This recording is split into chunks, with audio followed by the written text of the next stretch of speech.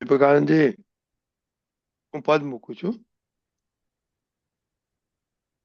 છે દીપક આનંદ છે ખરા, પણ આવે કે નહીં એ આવી જોવાનું. જશે તો આવી જશે. હાથ જોડી કહું ન કરશો કોઈની બદબોઈ ન આરાધક થયા તો ભલે વિરાધક બનશો ના કોઈ ન ઓ અપરાધક કડી માનવ કરો દુર્ભૂર પક્ષોનું પુરાવા સર્વે સંયોગિક દેહાંતે કોણ છે કોનું ઉભા જ્યાં પક્ષના ક્લેશો તે સ્થાને ક્યાં મળે ભગવાન ઉખેડો ભ્રાંતિના પડડો કહે છે ખુદ પ્રગટ ભગવાન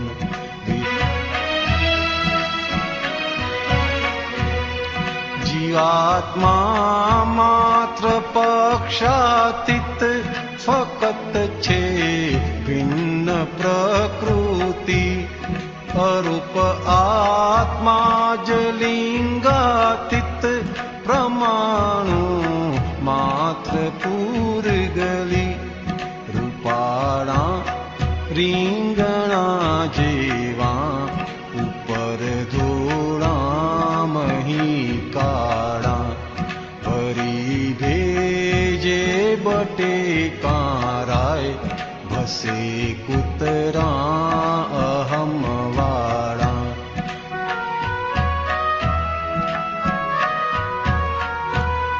નથી ભેંસોયા કૂતરાને કદી કરતા પદીનું ભાન ચલાવું આખી દુનિયા હુજ મનુષ્યનું મૂઢ મન વિજ્ઞાન અપદની થોડી ઠંડકમાં સ્વપદમાં કાયમી ઉકળાટ પ્રભુને પૂરી ભંડકમાં દીધા તાળા ને પૂછીએ કાટ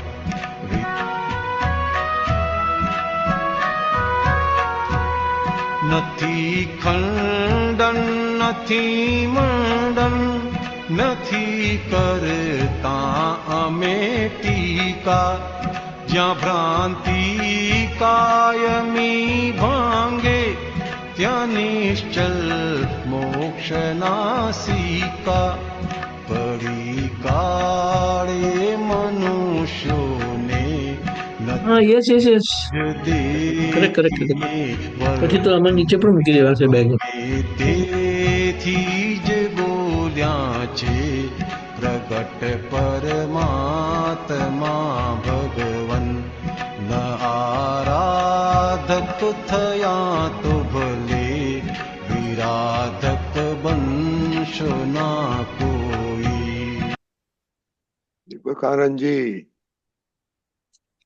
જય સચિદાનંદ સંતોષાનંદજી. આ જય પદ છે સચ્ચિદાનંદ સાહેબ. જેમ દાદાએ કીધું છે ને કે આ કાળના બધા મનુષ્યો પૂર્વ વિરાધક છે, અષાઢના વિરાધના કરીને આવેલા છે, પણ કંઈક પુણ્ય હતી એટલે દાદા મળ્યા, જ્ઞાન મળ્યું. હવે આ નમસ્કાર વિધિ, નવ કલમો, એ બધા જે સત્સાધનો આપેલા છે એ વ્યવહારને ચોખ્ખો કરવા માટેનો રસ્તો આપ્યો છે. એટલે આજે આપણે જોઈએ ટૂંકમાં, ખાલી હવે એના પર તમે થોડું ઇલેબોરેટ કરજો કે આજે આપણે ટીકા, નિંદા, અભાવ, તિરસ્કાર જે આખું થયા કરે છે અને એના લીધે દાદા નિષ્પક્ષ બનાવ્યા અને પક્ષ કોઈને કોઈ રીતે કામ કર્યા કરે છે. તો ત્યાં આપણે હવે કઈ જાગૃતિથી આપણે જીવી જઈએ કે જેથી કરીને આ બધામાંથી આપણે નીકળી જઈએ અને દાદાનો અનુભવ આપણને થાય. દાદા આપણી અંદર બોલે અને જીવે. બોલે તો છે જ હમણાં, પણ દાદા જીવે તો એનો સ્વાદ પહેલા આપણને આવશે અને આપણી સાથે રહેનારાને અને જોનારાને એનો લાભ મળશે અને એ જ જગતનું કલ્યાણ જબરજસ્ત કરશે. તો આ જરા બોલો હવે. જય સચિદાનંદ. જય સચ્ચિદાનંદ. એટલે કે જે આ વાત કરી 9 કલમો માટેની, એટલે કે આ જે સત્સાધન જે આપ્યા, તો કે એની અંદર સત્સાધન ની અંદર દાદાએ એટલું બધું આપી દીધું છે કે 9 કલમો, ત્રિમંત્ર, 9 કલમો, તો કે એની અંદર બ્રહ્માંડના શ્રેષ્ઠ પુરુષોને નમસ્કાર કરીએ છીએ. એટલે કે એના થકી તો કે એક જાતનું આમ જોવા જઈએ તો કે મોટું પ્રતિક્રમણ કહેવાય અને આરાધન કહેવાય. તો કે જાણતા અજાણતા ગત જન્મોમાં કોની સાથે કેવી રીતને કેવો અંતરાય પાડેલો હોય, કેવી વિરાધનાઓ કરેલી હોય, એ આપણને સમજમાં ના આવે. પણ આ બોલીએ એટલે કે આરાધન કરી એ વિરાધનાનું આપણે વિરાધનાના દોષમાંથી બહાર નીકળીએ છીએ. અને 9 કલમો જે છે તો કે દાદાએ એની માટે એટલો મોટો ફોડ પાડીને આપણને કીધું કે અમે 1958માં અમને જ્યારે આ જ્ઞાનનું પ્રાગટ્ય થયું, જ્ઞાન ખુલ્લું થયું, તો કે એના 40 વર્ષથી, એની પહેલા 40 વર્ષથી અમે આ 9 કલમોને સિન્સિયર હતા અને 9 કલમો પ્રમાણે અમે જીવતા હતા. એટલે કે એક પણ કલમ અમે ભંગ થવા દીધી નથી. એટલે કે એ 9 કલમની અંદર એટલું મોટું સાયન્સ મૂકીને આપેલું છે કે એનું આરાધન તો કે આપણી દરેક નબળાઈઓમાંથી આપણને બહાર કાઢે એવું છે. એટલે નિમેશ આનંદજી ઘણી વાર કે ને નવરાત્રીના 9 દિવસો, નવ દુર્ગા માતા, કે આ 9 કલમો ની આરાધન એ આખી નવરાત્રીના 9 દિવસો નવ માતાજીની જે આરાધના કરી અને પ્રકૃતિની જે શક્તિ જે છે એ આપણી અંદર આખી ખુલ્લી કરી આપે છે.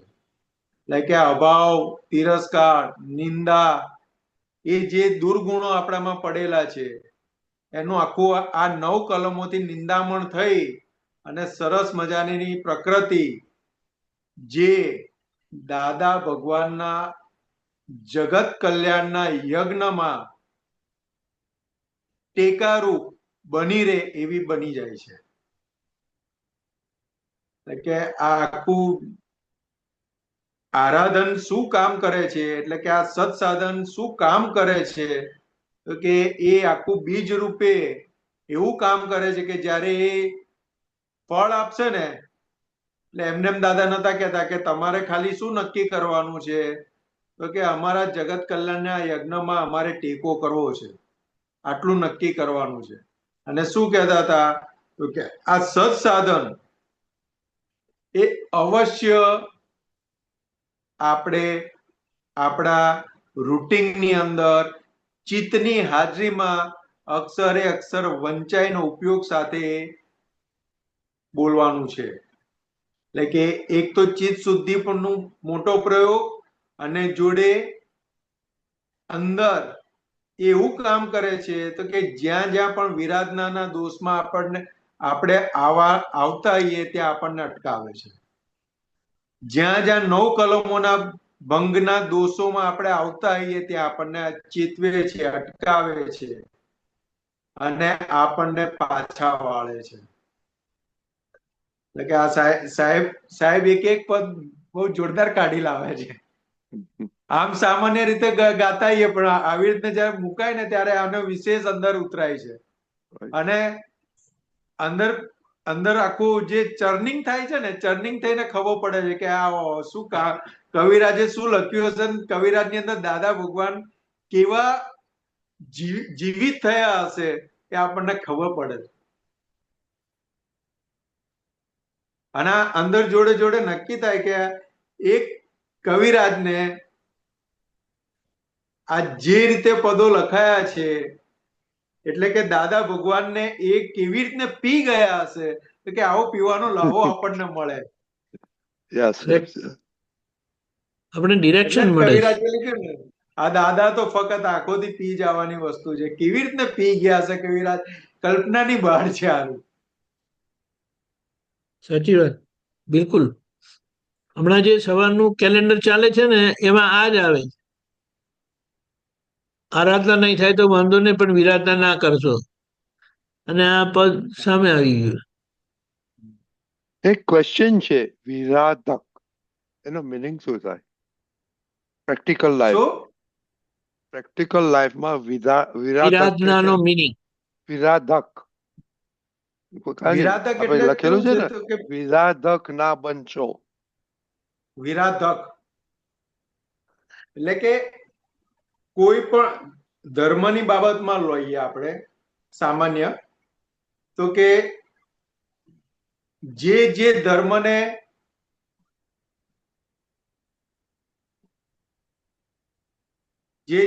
ધર્મને આપણે અનુસર કરતા આવીએ, કે વૈષ્ણવ છે, શિવ છે, જૈન છે, મુસ્લિમ છે, ક્રિશ્ચન છે, તો કે જ્યારે એની સામે બીજા કોઈ પણ ધર્મની વાત કે એનું કંઈ પણ આવે ને, ત્યારે એને શું કે, તો કે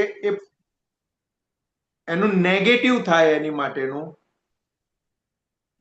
કાં તો મારું બેસ્ટ છે એનું બેસ્ટ નથી, એ રીતનું અંદર જે થાય ને, એટલે કે એની માટે બીજા ધર્મની માટે આખો આપણને અંદર વિરાધક ભાવ ખુલ્લો થાય. એટલે કે એની વિરાધકના ગુનામાં આવીએ છીએ, અને એના દોષો બેઠેલા છે. એટલે દાદા સામાન્ય રીતે કહે કે જૈન હોય ને તો કે વૈષ્ણવ મુસ્લિમ માટે થયેલું હોય, શિવ હોય તો કે વૈષ્ણવ માટે, વૈષ્ણવ હોય તો શિવ માટેના, તો કે એકબીજાને પોતાનો ધર્મ ઊંચો છે એ સાબિત કરવા માટે બીજાને વગોવે, બીજાની વિરાધના કરે. એટલે કે આખા વિરાધક એટલે એટલું બધું ગાઢું થઈ જાય, એટલું બધું જડતા સાથે એનો વિરોધ થતો હોય એનાથી. એટલે કે આરાધક ના થાવ તો વાંધો નથી, પણ વિરાધક ના થશો. એટલે આ લૌકિક ધર્મ માટેની વાતો થઈ. આપણે પણ સામાન્ય વ્યવહારમાં રીતે આપણે વ્યવહારમાં જ ખાસ ધ્યાન રાખવાનું ને એમાં પણ. હા, એટલે કે વ્યવહારની અંદર કેવું છે, તો કે જે પણ પૂજનીય થયા હોય ને એની માટે આપણા તરફથી વિનય વાળો વ્યવહાર હોવો જોઈએ.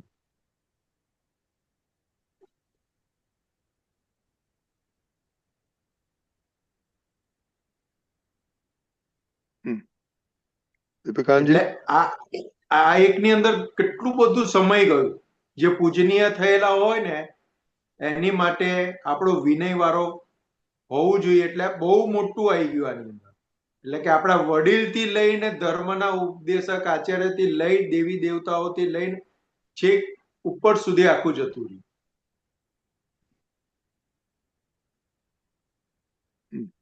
Okay okay. નવકલમનું પદ કયું છે? કર્યું કાર્ય અનુમોદ્યું. ખરું કાવ્યું, હા હા હા, એક મિનિટ હા. આવ્યું અનુમોદ્યું જગત ગામી કરમની દે, હે દાદા શક્તિ આપો તો અમે સૌ પાપને નિંદીએ.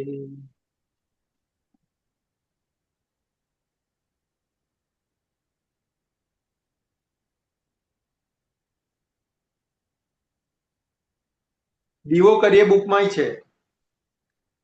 એ બરાબર છે, પણ આ ક દેખાતું નથી ને. ટાઇટલ શું છે?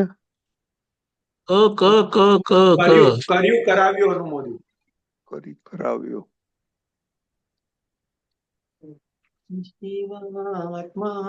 ભૂલી ગયું. Okay, hold on. Okay okay.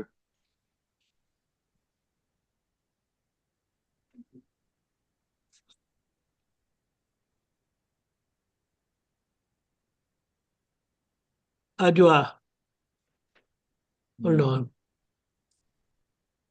દેખાયું? જે લોકો પૂજનીય થયા અવિનય ના કરું તેનો કદી અપરાધ માનાવું ઓ બુદ્ધિ શુદ્ધ સ્થિર મેળો.